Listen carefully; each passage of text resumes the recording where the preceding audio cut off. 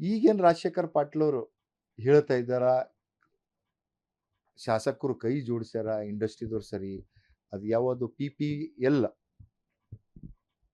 ಆ ಫ್ಯಾಕ್ಟ್ರಿ ಸರಿ ಕೈ ಜೋಡಿಸ್ತಾ ಇದ್ದಾರ ಅಂತ ತಮ್ಮ ಮಾಧ್ಯಮ ಮುಖಾಂತರ ನನಗೆ ತಿಳಿದು ಬಂತು. ಇವತ್ತು ನಾನು ಒಂದು ಮಾಜಿ ಶಾಸಕರಿಗೆ ಕೇಳಕ್ಕೆ ಇಚ್ಛೆ ಪಡ್ತಾ ಇದ್ದೀನಿ. 2022ರಲ್ಲಿ ಈ PPPL ಫ್ಯಾಕ್ಟ್ರಿ ಪ್ರಾರಂಭ ಆಗ್ತು. ಆ ಫ್ಯಾಕ್ಟ್ರಿ ಪ್ರಾರಂಭ ಮಾಡ್ಲಕ್ಕ ಯಾರು ರಿಬ್ಬಿನ್ ಕಟ್ ಮಾಡಿದ್ರಿ? ಅವಾಗ ಶಾಸಕರು ತಾವೇ ಇದ್ರಿ, ತಮ್ಮ ಸೋದರ MLCಗಳು ತಾವೇ ಇದ್ರಿ. ಇಬ್ಬರು MLC ತಾವು ಶಾಸಕರಿದ್ದಾಗ ಹೋಗಿ ಆ ಫ್ಯಾಕ್ಟ್ರಿಗೆ ತಾವೇ ಓಪನ್ ಮಾಡಿದ್ರಿ ಅವತ್ತು 2022ರಲ್ಲಿ. ಮತ್ತು ಅವಾಗ ಎಷ್ಟು ದುಡ್ಡು ತೊಗೊಂಡು ಹೋಗಿ ಅದು ಫ್ಯಾಕ್ಟ್ರಿಗೆ ನೀವು ಪರ್ಮಿಷನ್ ಇಸ್ಕೊಟ್ಟು ತಮ್ಮ ಸಮಯದಾಗೆ ಆಗ್ತಲ್ಲ ಅದು. ಮತ್ತೆ ಏನು ಮೊನ್ನೆ ಆ ಒಂದು ಫ್ಯಾಕ್ಟ್ರಿದಲ್ಲಿ ಇನ್ಸಿಡೆಂಟು ಕೂಡ ಆಗ್ತು. ಯಾವಾಗ ಅಂತಂದರೆ 2024 ಜನವರಿನಲ್ಲಿ ಆಗಿದೆ ಅಂತ ನನಗೆ ಅಧಿಕಾರಿಗಳು ಮಾಹಿತಿ ಕೊಟ್ಟಿದ್ದು. ಹಾಗೆ ಮೊಟ್ಟ ಮೊದಲಿಗೆ ಆ ಇನ್ಸಿಡೆಂಟ್ ಆಗಿನ ಮ್ಯಾಗ ಫ್ಯಾಕ್ಟ್ರಿಗೆ ಭೇಟಿ ಕೊಟ್ಟು ಆ ಫ್ಯಾಕ್ಟ್ರಿಗೆ ಕ್ಲೋಸರ್ ಆಗಬೇಕು, ಸೀಸ್ ಆಗಬೇಕು. ಮತ್ತು ಏನು ಇವತ್ತು ಆ ಒಂದು ಫ್ಯಾಕ್ಟ್ರಿನಲ್ಲಿ ಪ್ರಾಣ ಕಳ್ಕೊಂಡು ಹೋಗಿದಾರ ಅವರಿಗೆ ಇದು ಸಿಗ್ಬೇಕ, ದುಡ್ಡು ಸಿಗಬೇಕು, ಅವರಿಗೆ ಒಂದು ಇದು ಸಿಗ್ಬೇಕಂತ ನಾನೇ ಫಸ್ಟ್ ಮಾತಾಡಿದ್ದೆ. ಅಲ್ಲಿ ಡೆತ್ ಆಗಿದ್ರು, ಆ ಫ್ಯಾಕ್ಟ್ರಿನಲ್ಲೇ ಡೆತ್ ಆಗಿದ್ದಾಗ ಅದಕ್ಕೆ ಕಾರಣ ಇವತ್ತು ಕ್ಲೋಸರ್ ಆಗಿದೆ. ಅದು 2024ರಲ್ಲಿ ಕ್ಲೋಸರ್ ಆಗಿದ್ದು. ಇವತ್ತಿನ ನಾನು ಮಾಹಿತಿ ತೊಗೊಂಡಿದ್ದು ಎಲ್ಲ ನೋಡಿದ ಮೇಕೆ ಇನ್ನು ಅದಕ್ಕೆ ರಿವೋಕೇಶನ್ ಪರ್ಮಿಷನ್ನೇ ಪೊಲ್ಯೂಷನ್ ಬೋರ್ಡ್ದವ್ರು ಕೊಟ್ಟಿಲ್ಲ. ಅವ್ರು ಹೇಳೋದು ಅವರಿಗೆ 1 ತಿಂಗಳು ಒಳಗಡೆ ಏನು ರೆಸಿಡ್ಯೂ ಅವ್ರದ್ದೇನು ಇದು ಇತ್ತಲ್ಲ, ತ್ಯಾಜ್ಯ ಇದ್ದಿದ್ದು ಅದು ಹೊರಗಡೆ ಹಾಕ್ಬೇಕಂತ 1 ತಿಂಗಳು ಪರ್ಮಿಷನ್ ಕೊಟ್ಟಿದ್ದಾರಂತ. ಡಿಸ್ಪೋಸಲ್ ಮಾಡ್ಲಕ್ಕೆ 1 ತಿಂಗಳು ಕೊಟ್ಟಿದ್ದಾರಂತ. ಈಗ ನೋಡಿ, ನಾನು ಶಾಸಕನಾಗಿ ನಾನು ಡೆವಲಪ್ಮೆಂಟ್ ಬಗ್ಗೆ ಇದ್ರ ಬಗ್ಗೆ ನಾನು ನೋಡ್ಬೋದು. ನಾನು ಪ್ರತಿಯೊಂದು ಇಂಡಸ್ಟ್ರಿದಾಗ ಹೋಗಿ ಅವ್ನು ಏನು ಮಾಡ್ತಾ ಇದ್ದಾನೆ ಕ್ಲೋಸರ್ ಫ್ಯಾಕ್ಟ್ರಿದಾಗ ನಾನು ಹೋಗಿ ನೋಡ್ಲಕ್ಕಾಗ್ತದೆ? ಯಾರ ಕೆಲಸ ಇದೆ ಇದು? ಯಾರ ಕೆಲಸ ಇದೆ? ಇವತ್ತು ತಮ್ಮದೇ ಸರ್ಕಾರ ಇದೆ, ಸರ್ಕಾರ ಬಗ್ಗೆದಾಗ ಮಾತಾಡ್ರಿ ಮಾಜಿ ಶಾಸಕರೇ. ಇದ್ರದ್ದು ಯಾರು ಹೊಣೆಗಾರಿಕೆ ಹೊತ್ತಬೇಕಿದು? ಸರ್ಕಾರ ಹೊಣೆಗಾರಿಕೆ ಹೊತ್ತಬೇಕಿದು. ಯಾಕೆ ಕ್ಲೋಸರ್ ಫ್ಯಾಕ್ಟ್ರಿನಲ್ಲಿ ಯಾರು ಏನು ಮಾಡ್ತಾ ಇದ್ದಾರಂತ ಕ್ಲೋಸರ್ ಆಗಿನ ಮ್ಯಾಕೆ ಅವನ್ ಹೆಂಗ್ ತೆಗ್ದ? ಯಾರು ನೋಡಬೇಕು? ಅಧಿಕಾರಿಗಳು ನೋಡಬೇಕು. ತಮ್ಮ ಸರ್ಕಾರ ಇದೆ, ಮತ್ತು ಅದ್ರ ಬಗ್ಗೆದಾಗ ಮಾತಾಡ್ರಿ. ಇವತ್ತು ನನ್ನಿಲ್ಲ ಸಲ್ಲದ ಆರೋಪ ಯಾವುದು ಏನು ತಿಳಿಲೇನೆ. ಸ್ವಲ್ಪ ತಾವು ಕೂಡ ಹಿರಿಯ ಶಾಸಕರಿದ್ರಿ, ಸಚಿವರಾಗಂತ ಹೆಮ್ಮೆ ಪಟ್ಲಿಂದ ಹೇಳ್ತೀರಿ. ಇಷ್ಟು ಚೀಪ್ ಮೆಂಟಾಲಿಟಿ ಮಾಡ್ಲಾಕ ನಿಮಗ ಆತ್ಮಸಾಕ್ಷಿ ಇದೆ ನಿಮ್ಮ ಹತ್ರ?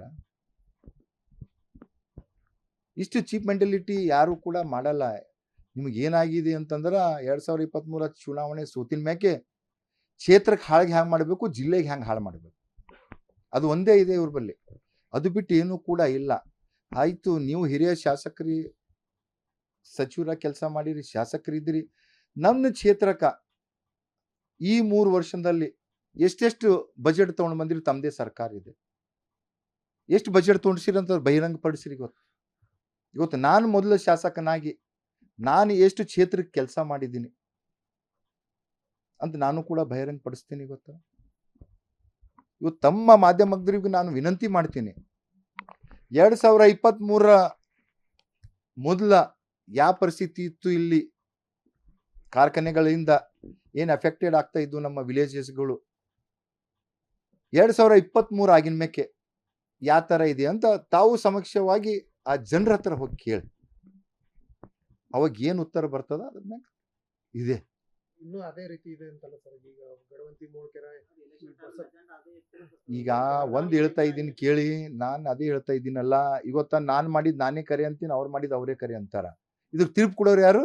ಜನರು. ಎಫೆಕ್ಟೆಡ್ ಯಾರು ಆಗ್ತಾ ಇದಾರ? ಜನರು ಆಗ್ತಾ ಇದ್ದಾರೆ. ಈಗ ನಾನು ಅದೇ ಹೇಳ್ತಾ ಇದ್ದೀನಿ. ನಾನು ಯಾವಾಗಲೂ ಕೂಡ ಮೊನ್ನೆನೂ ಕೂಡ ಸ್ವಲ್ಪ ಯಾರು ನಮ್ದು ಇನ್ನೊಬ್ಬರು ಯಾರೋ ಪೊಲ್ಯೂಷನ್ ಬೋರ್ಡ್ದವ್ರು ಆಫೀಸರ್ಸ್ ಬಂದಿರು, ಯಾರೋ ಟ್ರಾನ್ಸ್ಫರ್ ಆಗಿ, ಅವರಿಗೂ ಕೂಡ ಬಂದಾಗ ಒಂದೇ ಹೇಳಿದೆ ನೋಡಿ, ನಾನು 2023 ಚುನಾವಣೆಯಲ್ಲಿ ಪೂರ್ವದಲ್ಲಿ ಮೊದಲಿನ ದಿನದ್ದು ಏನು ರಾಜಶೇಖರ್ ಪಾಟೀಲ್ ಅವರು ಶಾಸಕರಾಗಿದ್ದರು, ಆ ಸಮಯದಲ್ಲಿ ಜನರಿಗೆ ಬಹಳಷ್ಟು ಈ ಇಂಡಸ್ಟ್ರಿಯಲ್ ಏರಿಯಾಲಿಂದ ತೊಂದರೆ ಆಗ್ತಾ ಇತ್ತು. ಅದರಲ್ಲಿ ವಿಶೇಷವಾಗಿ ನಮ್ಮ ಮುಳ್ಕೇರ, ಮಾಣಿಕ್ ನಗರ್, ಗಡವಂತಿ, ಬಸಂತಪುರ್ ಬಹಳಷ್ಟು ಎಫೆಕ್ಟೆಡ್ ಆಗಿತ್ತು. ಅಲ್ಲಿ ನೀರು ಕುಡಿಬೇಕು ಅಂತಂದ್ರೂ ಕೂಡ ಸಮಸ್ಯೆ ಆಗ್ತಾ ಇತ್ತು. ರೈತರಿಗೆ ಹೊಲದಲ್ಲಿ ನೀರು ಹುಡಬೇಕು ಅಂತಂದ್ರೂ ಕೂಡ ಕೆಮಿಕಲ್ ನೀರೇ ಹೋಗ್ತಾ ಇತ್ತು. ಆ ಒಂದು ಪರಿಸ್ಥಿತಿ ಅವಾಗಿತ್ತು. ನಾನು ಚುನಾವಣೆಯಲ್ಲಿ ಕೂಡ ಇದ್ರ ಬಗ್ಗೆ ಮಾಣಿಕ್ ನಗರಕ್ಕೆ ಹೋಗ್ಲಿ, ಗಡಂತಿದಾಗ ಹೋದಾಗ ಕೂಡ ನಾನು ಹೇಳಿದೆ.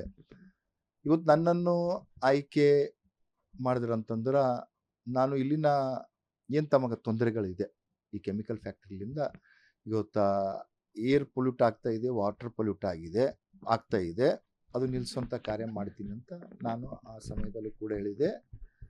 ನಾನು ಇವತ್ತು ಕೂಡ ಹೇಳ್ತಾ ಇದ್ದೀನಿ. ಇವತ್ತು ನಾನು ಕೂಡ ಶಾಸಕನಾಗಿನ ಮೇಲೆ ಮೊಟ್ಟ ಮೊದಲಿಗೆ ಅಧಿವೇಶನದಲ್ಲಿ ಪ್ರಶ್ನೆ ಮಾಡಿದ್ದೆ ನಾನು ಈ ಇಂಡಸ್ಟ್ರಿಯಲ್ ಬಗ್ಗೆ. ಏನು ಜನರಿಗೆ ಇಲ್ಲಿ ಸಮಸ್ಯೆ ಆಗ್ತಾ ಇತ್ತು, ಆ ಒಂದು ಸಮಯದಲ್ಲಿ ನಮ್ಮ ಭಾಗವರೇ ಉಸ್ತುವಾರಿ ಸಚಿವರು ಮತ್ತು ನಮ್ಮದು ಅರಣ್ಯ ಸಚಿವರು ಈಶ್ವರ್ ಖಂಡ್ರೆ ಇದ್ದರು. ನಾನು ಅವರಿಗೆ ಕ್ವಶನ್ ಮಾಡಿದೆ, ಈ ಥರ ಬಹಳಷ್ಟು ಸಮಸ್ಯೆ ಆಗ್ತಾ ಇದೆ ನಮ್ಮ ಹುಮ್ನಾಬಾದ್ ಮತಕ್ಷೇತ್ರದಲ್ಲಿ. ಈ ಏನು ಕಾರ್ಖಾನೆಗಳಿಂದ ರಾಸಾಯನಿಕ ತ್ಯಾಜ್ಯಗಳನ್ನು ಬರ್ತಾ ಇದೆ. ಆದಾಗೆ ಅವರೇ ಆ ಒಂದು ಅಧಿವೇಶನದಲ್ಲಿ ಆದೇಶ ಮಾಡಿದ್ರು, ಒಂದು ಕಮಿಟಿಗೆ ಕಳಿಸ್ಕೊಟ್ಟು ಇಲ್ಲಿ ಯಾವ ಫ್ಯಾಕ್ಟ್ರಿಲಿಂದ ತೊಂದರೆ ಆಗ್ತಾ ಇದೆ ಅಂತ ಒಂದು ಕಮಿಟಿ ಕಳಿಸಿ ಆ ರಿಪೋರ್ಟ್ ಬಂದಿನ ಮೇಲೆ ಸುಮಾರು ನನ್ನ ಅನ್ಸಿದ ಮಟ್ಟಿಗೆ ಒಂದು 15 ಫ್ಯಾಕ್ಟ್ರಿಗಳು ಕ್ಲೋಸರ್ ಆಗ್ತವೆ. ಯಾಕೆ ಅಂತಂತಂದ್ರೆ ಈ ಥರ ಬೇಕಾಬಿಟ್ಟಿ ಮತ್ತು ಏನು ಸರ್ಕಾರದ ಆದೇಶ ಪಾಲನೆ ಕಾರ್ಯಕ್ರಮ ನಡೆಸ್ತಾ ಇದ್ರು, ಅವರಿಗೆ ಕ್ಲೋಸರ್ ಆರ್ಡರ್ ಕೂಡ ಬಂತು. ಯಾಕಂತಂತಂದ್ರೆ ಇವ್ರ ಹತ್ರ ಇಲ್ಲಿಗಲ್ ಆಗಿ ಡಿಸ್ಚಾರ್ಜ್ ಮಾಡ್ತಾ ಇದ್ದಾರ, ವಾಟರ್ ಡಿಸ್ಚಾರ್ಜ್ ಮಾಡ್ತಾ ಇದ್ದಾರ, ಏರ್ ಪೊಲ್ಯೂಟ್ ಮಾಡ್ತಾ ಇದ್ದಾರ ಅಂತ ಮಾಡಿ ಸುಮಾರು 4 ರಿಂದ 5 ತಿಂಗಳು ಕ್ಲೋಸರ್ ಆದ ಫ್ಯಾಕ್ಟ್ರಿಗಳು. ಕ್ಲೋಸರ್ ಆಗಿನ ಮೇಲೆ ಮತ್ತೆ ಏನು ಫ್ಯಾಕ್ಟ್ರಿಗಳು ಸರ್ಕಾರದಿಂದ ಏನು ಅವರಿಗೆ ಇನ್ಸ್ಟ್ರಕ್ಷನ್ಸ್ ಕೊಟ್ಟಿದ್ರು, ತಾವು ಇವು ಪಾಲನೆ ಮಾಡ್ತಾ ಇಲ್ಲ, ಇವು ಪಾಲನೆ ಮಾಡಿದ್ರೆ ನಿಮಗೆ ಮತ್ತೆ ನಾವು ಪರ್ಮಿಷನ್ ಕೊಡ್ತಾರಂತ ಪಾಲನೆ ಫ್ಯಾಕ್ಟ್ರಿಗಳು ಮತ್ತೆ ಅವರು ಕೋರ್ಟಿಗೆ ಹೋಗಿ ಯಾವ ಕಡೆಯಿಂದ ಹೋಗಿ ಮತ್ತೆ ಅವ್ರು ಲೈಸೆನ್ಸ್ ತಗೊಂಡು ಪ್ರಾರಂಭ ಮಾಡಿದ್ದಾರೆ. ರಾಜಶೇಖರ್ ಪಾಟೀಲ್ ಅವರಿಗೆ ಆ ಖಾಲಿ ನತ್ತಿ ದೆವ್ವಿಂದ ಇದು ಅಂತಾರ ನಮ್ಮ ಕಡೆ ಹಿಂದಿಂದ, ಆ ಥರ ಆಗಿದೆ ಅವ್ರಿಗೆ. ಪಾಪ ಏನು ಮಾಡೋದು ಅಂತಂದ್ರ ಸುಮ್ಮನೆ ಇವ್ರಿಗೆ ಬ್ಲೇಮ್ ಮಾಡೋದು, ಕೆಟ್ಟ ಹೆಸರು ತರೋದು. ಈಗ ಗೊತ್ತಾ, ಜನರು ನನಗ 5 ವರ್ಷನಾಗ ಆಗಿ ನನಗೆ ಆಶೀರ್ವಾದ ಮಾಡಿದಾರ. ನೀವು ಡೆವಲಪ್ಮೆಂಟ್ ಬಗ್ಗೆದಾಗ ಹೇಳಿ, ಇದ್ರ ಬಗ್ಗೆದಾಗ ಹೇಳಿ, ನಾನು ಒಪ್ಕೋತೀನಿ. ತಾವೇನ್ ಮಾಡ್ತಿದ್ರಿ ಅಂತ ಅದ್ರ ಬಗ್ಗೆನೂ ಕೂಡ ಹೇಳ್ರಲ್ಲ ಸ್ವಲ್ಪ. ಯಾರು ಈಗ ನಾನು ಅದೇ ಹೇಳ್ತಾ ಇದ್ದೀನಲ್ಲ, ಯಾರ ಕೈ ಜೋಡಿಸಿ ಯಾರು ಮೊದಲು ಮಾಡ್ಯಾರಲ್ಲ ಅವ್ರಿಗೆ ನೆಂಬ್ ಬರೋದಿಕ್ಕಿದು ಕರೆಕ್ಟ್ ಅಲ್ಲ. ಯಾವ್ದು ನೋಡ್ಕೊಂಬದ ನಾನು MLA ಇದ್ದ, ನಾನು ನೋಡ್ಕೊಳಕ್ಕ. ಈಗ ನೋಡಿ, ನಾನು ಕಾರ್ಯಕರ್ತನಾಗಿ ಇವತ್ತು ಕೆಲಸ ಮಾಡೀನಿ. ಈಗ ನಾನೇ ನೋಡ್ಕೋತೀನಿ ಅಂತಂದ್ರ ವಿಧಾನಸೌಧದಾಗ ನಾನು ಹೋಗಿ ಮೀಟಿಂಗ್ ಮಾಡ್ತಿದ್ದ, ಎಲ್ಲರ ಅಧಿಕಾರಿಗಳಿಗೆ ಹೋಗಿ ನಾನು ಮಾಡ್ಲಾಕ್ ಬರ್ತಿತ್ತ? ಅವ್ರಿಗೆ ನಾನು ಮಾಡ್ಲಾಕ ಅಂತಂದ್ರೆ MLA ಮಾಡ್ಲಾಕ್ ನಾನು ಇದ್ದೆ ಅವಾಗ. ಅವರಿಗೆ ಈ ದುಡ್ಡು ತಗೊಳಕ್ ನಾನು ಇದ್ದಿಲ್ಲ, ದುಡ್ಡು ಅವರೇ ತಗೋತಿರು ಡೈರೆಕ್ಟ್. ಎಲ್ಲೆಲ್ಲಿ ಎಷ್ಟೆಷ್ಟು ತೊಗೊಂಡಿರೋ ಅಂತ ನನಗೆ ಕೂಡ ಗೊತ್ತಿದೆ. ಅವ್ರಿಗೆ ಅಂದ್ರೆ ಅವ್ರ ಕೈ ಜೋಡಿಸಿದಾರೆ ಅಂತ 100% ಕೈ ಜೋಡಿಸಿದ್ರು ಅವರು. ನಾನು ಮೊದಲು ಕೂಡ ಹೇಳಿದೆ, ನಾನು ಅವ್ರು ಯಾವಾಗ ಎಷ್ಟೆಷ್ಟು ದುಡ್ಡು ತೊಗೊಂಡಾರೋ ಅವ್ರ ಮನೆಗೆ ಏನೇನು ಕಾರ್ಯಕ್ರಮ ಮಾಡ್ಕೊಂಡ್ರು ಅಂತೂ ಕೂಡ ನಾನು ಹೇಳಿದೆ. ಅವಾಗ ನಿಮ್ಮ ಪ್ರೆಸ್ ಮುಖಾಂತರನೇ ಹೇಳಿದೆ ನಾನು, ಅದನ್ನು ಕೂಡ ಬಹಿರಂಗವಾಗಿ ಮಾಡಿದ್ದೀನಿ ನಾನು. ಈಗ ನೋಡ್ರಿ, oppositions are like A watching dog, they are oppositions. ಅವ್ರು ಹೇಳ್ತಾರೆ ಹಿಂಗೆ, ಆದರೆ ಅಲ್ಲಿ ಏನು ವಾಸ್ತವಿಕತೆ ಇದೆ, ಏನಿದೆ ಹೇಳಂತ ಹೇಳಿ ಒಂದು ರೆಕಾರ್ಡ್ ಇದು ಕೊಡಲಿ ನನಗೆ. ನೀವು ಇವ್ರ ಹತ್ರ ಹಿಂಗೆ ಮಾಡಿದಿರಿ, ನೀವು ಇವ್ರ ಹತ್ರ ಹಿಂಗೆ ಮಾಡಿರಿ, ಈ ಫ್ಯಾಕ್ಟ್ರಿ ಹತ್ರ ಹಿಂಗೆ ಮಾಡಿರಿ. ಅನೇಕ ಫ್ಯಾಕ್ಟ್ರಿ ಸರಿ ಇವ್ರದೇ ಒಳ ಒಪ್ಪಂದ ಇದೆ ಇನ್ನೂ ಕೂಡ. ಈಗ ಏನಾಗಿದೆ ಅಂತಂದ್ರೆ, ಈಗ ಸೋತಿದಾರ ಪಾಪ. ಈಗ ಏನು ಅವ್ರಿಗೆ ಮಂತ್ಲಿ ದುಡ್ಡು ಬರ್ತಿತ್ತು, ಫ್ಯಾಕ್ಟ್ರಿದವ್ರು ಆಗಲಿ ಬೇರೆ ಡಿಪಾರ್ಟ್ಮೆಂಟ್ದಾಗ ಬಂದಾಗಿದೆ ಪಾಪ. ಅದು ಹುಚ್ಚುಚ್ಚು ಮಾಡೋರು ಅವರು. ಈ 3 ವರ್ಷ ಕಾಲದಲ್ಲಿ ಪ್ರತಿಯೊಂದು ಆಫೀಸರ್ಸ್ಗೆ ಹೋಗಿ ಕೇಳಿ, ಪ್ರತಿಯೊಂದು ಇಲಾಖೆಗಳಿಗೆ ಹೋಗಿ ಕೇಳಿ, ಪ್ರತಿಯೊಂದು ಇಂಡಸ್ಟ್ರಿದವ್ರಿಗೆ ಹೋಗಿ ಕೇಳಿ, ಯಾವೊಬ್ಬನು ಕೂಡ ಸಿದ್ದು ಪಾಟೀಲ್ ಈ ಥರ ಡಿಮಾಂಡ್ ಇಟ್ಟಿದ್ರು ಈ ಥರ ಅಂತಂದ್ರೆ ನನಗೆ ಗೊತ್ತೇ ರೆಸಿಗ್ನೇಷನ್ ಕೊಡಕ್ಕೆ ಸಿದ್ಧ ಇದ್ದೀನಿ. ಚಾಲೆಂಜ್ ಮಾಡ್ತೀನಿ ಅವ್ರಿಗೆ. ಸುಮ್ಮನೆ ಇಲ್ಲ ಸಲ್ಲದ ಆರೋಪ ಮಾಡೋದಾಗ ಏನು ಹುರುಳು ಇರ್ತದ? ಸತ್ಯಾಂಶ ಏನಿದೆ ಅದ್ರ ಬಗ್ಗೆ ನಾವು ನೋಡಬೇಕು. ನೀವು ಜನರ ಹತ್ರ ಹೋಗಿ ತಾವು ಪ್ರತಿಯೊಂದು ಹಳ್ಳಿಗಳಿಗೆ ಹೋಗಿ ಕೇಳಿ, ಮೊದಲು ಯಾವ ಥರ ಇತ್ತು, ಈ ತ ಆಗಿದೆ. ಏನು ನಾನು ಅದೇ ಗೊತ್ತಾಗ್ತಾ ಇಲ್ಲ. ಅದು ಏನು ಹೇಳ್ತಾ ಇದ್ರು ಅಧಿಕಾರಿಗಳು ಅಂತಂತಂದ್ರೆ, ಏನು ಹಿಂದಕ್ಕ 2024 ಬಿಫೋರ್ ಅವ್ರ ಹತ್ರ ಅದು ಏನು ರೆಸಿಡ್ಯೂ ಇತ್ತು ಅದನ್ನೇ ಏನು ಮಾಡಿದಾರಂತ ಕೆಳಗಡೆ ಹಾಕಿದಾರಂತ ನನಗೆ ಅಧಿಕಾರಿಗಳು ನಿಮ್ಮ ಎದುರೇನೆ ಮಾತಾಡಿನ. ಮತ್ತೀಗ ಅಧಿಕಾರಿಗಳು ನಾನು ಕದ್ದು ಮುಚ್ಚುನು ಕೂಡ ಮಾತಾಡಿಲ್ಲ. ಏನು ಅಧಿಕಾರಿಗಳ ಮೇಲೆ FIR ಮಾಡ್ಲಿಕ್ಕೆ ಒತ್ತಡ ಏನಾದರೂ ಇತ್ತಂತ ಸರ್ ನಿಮಗೆ? ಈಗ ನೋಡಿ, ಅವ್ರ ಅಧಿಕಾರಿಗಳಿಗೆ ಆದಂಥ ಕೆಲಸ ಮಾಡೋಂಥ ಇದು ಇದೆ ಅವ್ರ ಹತ್ರ. ಅವ್ರ ಗಮನಕ್ಕೆ ಬಂದಿದ್ದು ಈ ಥರ ಯಾರೋ ಒಬ್ರು ಅವರಿಗೆ ಕೂಡ ಮಾಹಿತಿ ಕೊಟ್ಟಿದ್ದಿರ್ಬೇಕು, ಈ ಥರ ಈ ಫ್ಯಾಕ್ಟ್ರಿದವ್ರಿಗೆ ಮಾಡ್ತಾ ಇದ್ದಾರೆ ಅಂತ. ಅದ್ರ ಮ್ಯಾಗೆ ಹೋಗಿನ ಮ್ಯಾಕೆ ನೋಡಿನ ಮ್ಯಾಕೆ ಏನು ತ್ಯಾಜ್ಯ ಇತ್ತು, ಆ ತ್ಯಾಜ್ಯನೇ ನೆಲಗಡೆ ಹಾಕಿ ಮೇಲ್ಗಡೆ ರೋಡ್ ಮಾಡಿದ್ದಾರೆ ಅಂತ. ಈ ಥರ ನನಗೆ ಅಲ್ಲಿಂದ ಅಧಿಕಾರಿಗಳು ಮಾಹಿತಿ ಕೊಟ್ಟಿದ್ರು. ಈಗ ಯಾರು ತಪ್ಪು ಮಾಡಿದಾರೆ ಮುಲಾಜಿಲ್ಲೇನೆ ಕ್ರಮ ತಗೋಸ್ಬೇಕು, ಅದರೊಳಗೇನು ಪ್ರಶ್ನೆನೇ ಇಲ್ಲ. 2024ದಾಗ ಸೀಸ್ ಆಗಿದ್ದು 2026 ಇದೆ, ಈಗ ಆಗಿದೆ ಅದು ಕೇಸು. ಮತ್ತು ಆ ಫ್ಯಾಕ್ಟ್ರಿಗೆ ನನಗೆ ಏನು ಸಂಬಂಧ? ಅದಕ್ಕೆ ಏನು ಅವನೇನು ಫ್ಯಾಕ್ಟ್ರಿದು ನಮ್ಮ ನೆಂಟ? ನಮ್ಮ ನೆಂಟ ಹಣ ಅಂತ ನಾನು ಹೋಗಿ ಫ್ಯಾಕ್ಟ್ರಿ ಉದ್ಘಾಟನೆ ಮಾಡೀನಿ? ಯಾರು ಉದ್ಘಾಟನೆ ಮಾಡ್ಯಾರ ಅವ್ರಿಗೆ ಬಗ್ಗೆ ಅದಕ್ಕೆ ಕೇಳ್ರಲ್ಲ, ಅವ್ರಿಗೆ ಕೇಳ್ರಿ ರಾಜಶೇಖರ್ ಪಾಟೀಲ್ ಅವರಿಗೆ. ಸರ್ ಮತ್ತು ಈ ಥರ ಫ್ಯಾಕ್ಟ್ರಿ ಇದ್ದಾಗ ತಾವು ಹೆಂಗೆ ಹೋಗಿ ಉದ್ಘಾಟನೆ ಮಾಡಿದಿರಿ ಅಂತಲ್ಲಿ ಯಾಕೆ ಹೋದ್ರು ಅವರಲ್ಲಿ? ಈಗ ಯಾರು ಉದ್ಘಾಟನೆ ಮಾಡ್ಯಾರ ಅವ್ರಿಗೆ ಅಟ್ಯಾಚ್ಮೆಂಟ್ ಇರ್ತದ, ನನಗೇನು ಸಂಬಂಧ ಇಲ್ದೋ ನನಗೆ ಅಟ್ಯಾಚ್ಮೆಂಟ್ ಇರ್ತದ? ಅವನ್ನೆಲ್ಲ ನೀವೇ ನೋಡ್ಕೊಂತಿದ್ರಿ ಅಂತ ಕೇಳಿ. ಅವಾಗ ನನಗೆ ನೋಡ್ಕೊತಾ ಇದ್ದಂದು ನಾನು ಕೂಡ ಆ ಫ್ಯಾಕ್ಟ್ರಿಗೆ ಹೋಗ್ತಾ ಇದ್ದೆ. ಆ ಫ್ಯಾಕ್ಟ್ರಿಗೆ ಹೋದ್ ನನಗೆ ಪ್ರಶ್ನೆನೇ ಇದ್ದಿಲ್ಲ. ಆ ಫ್ಯಾಕ್ಟ್ರಿ ಓಪನ್ ಮಾಡಿದಾಗ ನಾನು ಭಾರತೀಯ ಜನತಾ ಪಕ್ಷದಾಗಿದ್ದೆ, ಅವ್ರು ಸರಿ ಇದ್ದಿಲ್ಲ. ನಾನು ಕಾಂಗ್ರೆಸ್ ಪಕ್ಷದಾಗಿದ್ದಿಲ್ಲ, ಅವಾಗ ಭಾರತೀಯ ಜನತಾ ಪಕ್ಷದಾಗಿದ್ದೆ ನಾನು.